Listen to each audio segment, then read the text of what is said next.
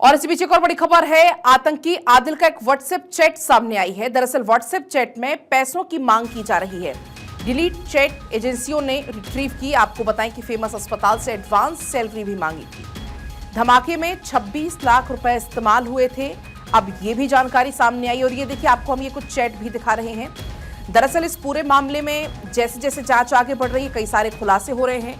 Phone जो कब्जे में लिए थे उनको भी सर्च अभियान को लेकर चलाया गया और चैट डिलीट जो हो गई थी उसको रिकवर की गई। और जब चैट रिकवर हुई है तब ये खुलासा हुआ है, पैसों की मांग सामने आई है।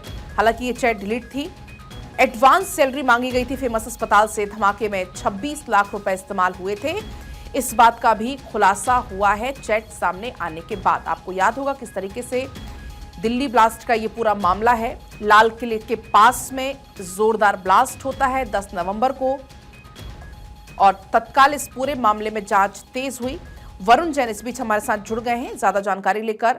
वरुण, एक के बाद एक जो खुलासे सामने आ रहे हैं बेहद चौंकाने वाले हैं।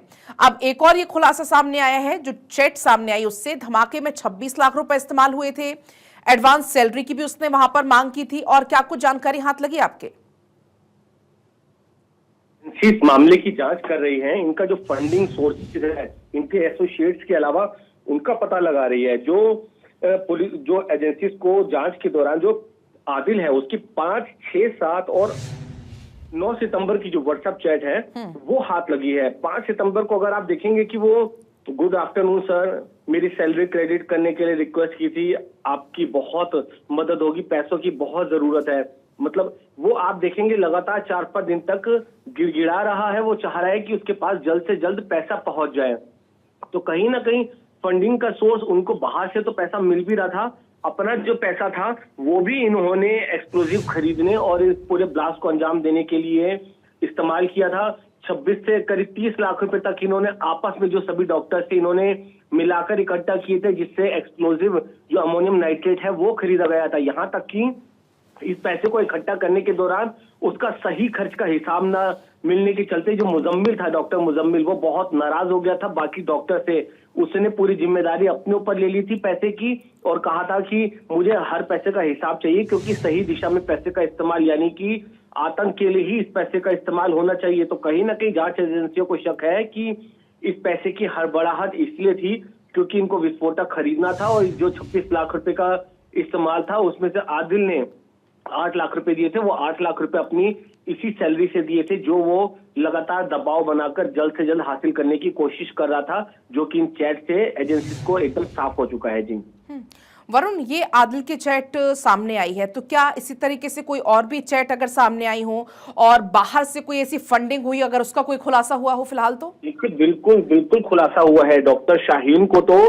करीब 1.5 करोड़ रुपए बाहर विदेश से उसके अकाउंट में पैसा कुछ सालों के अंदर डाला है। एजेंसीज को पूरा शक है कि इस पैसे को लगातार फंडिंग इसलिए करी जा रही थी, जिससे एक तो वो अपना नेटवर्क फैला सके, मॉड्यूल में पैसों के जरिए लोगों को बरगलाकर शामिल कर सके, मदद के नाम पर लोगों को रेडिकलाइज कर इन आतंकी वारदातों में शामिल कर सके, और साथ ही इस पैसे के जरिए ही जो दूसरे AK-47 दूसरे हथियार है वो प्रोक्योर किए जा रहे थे, घर रेंट पर खरीदा जा रहा था। अपनी सैलरी का इस्तेमाल तो इन्होंने एक्सप्लोजिव खरीदने में किया ही, तो लगातार कई चैट्स, कई बैंक डिटेल्स, कई अकाउंट्स, कई फंडिंग्स जो कि विदेशों से इनको पैसा मिला है, उनकी जानकारी, उनके जो साक्ष्य, उनके सबूत एजेंसीज के हाथ लगे हैं। कई चैट्स इनके ग्रुप्स की आपस में पता चली है, जिसमें कई वीडियोस मिले हैं किस तरीके से एक दूसरे को अमोनियम नाइट्रेट के जरिए एक्सप्लोजिव बनाने की ट्रेनिंग दी जा रही थी, किस तरीके से यूट्यूब के जरिए, उन वीडियोस के जरिए ये लोग कट्टरपंथी विचारधारा है वो आपस में फैला रहे थे, लोगों को रेडिकलाइज कर रहे थे। तो कई व्हाट्सएप चैट, कई फंडिंग सोर्सेज और कई अहम इनके मॉड्यूल से जुड़े लोगों के बारे में जानकारी वो NIA को हासिल हुई है। जी वरुण, इसी बीच अगर पूछताछ को लेकर भी अगर आपके पास कोई अपडेट आया हो, क्योंकि बीच में ये जानकारी सामने आई थी कि अभी तो सबसे अलग अलग पूछताछ हो रही है, सबको साथ बैठाकर भी पूछताछ की जा सकती है, क्रॉस क्वेश्चनिंग उनसे की जा सकती है, उसको लेकर भी कोई अपडेट है क्या फिलहाल? एनआईए ने जिस दिन डॉक्टर मुजम्मिल, डॉक्टर शाहीन और इनके मॉड्यूल के जो बाकी 4 लोगों को, जिसमें मुफ्ती इरफान है, इन्हें कोर्ट में पेश किया था, तब एनआईए ने बात जानकारी दी थी कि इनसे पूछताछ करनी है, इन्हें आमने सामने बैठा के कन्फ्रंट कराना है, जिससे कि जो चीज ये जो बातें ये छुपा रहे हों वो सामने आ सके। तो इनको आमने सामने बैठा के पूछताछ की गई है। उसी के बाद जो ये 7वीं गिरफ्तारी है एनआईए ने वो किया, तो कई अहम जानकारियां इनको AK-47 जो मुफ्ती इरफान है वो मुहैया करवा रहा था। कश्मीर में उसके कई सोर्सेज थे जो जिनके बारे में उन एजेंसीज को जानकारी मिली है, जो इनको हथियार प्रोवाइड करा रहा था और ये हथियार इन आतंकियों तक पहुंचे थे। तो कई अहम जानकारियां इनको कन्फ्रंट कराकर इनसे अलग अलग पूछताछ करके एजेंसीज को हाथ लगी है, जिसके बाद ही ये आगे की गिरफ्तारियां हो रही हैं। जी ठीक है वरुण, बहुत आपका शुक्रिया पूरी जानकारी के लिए।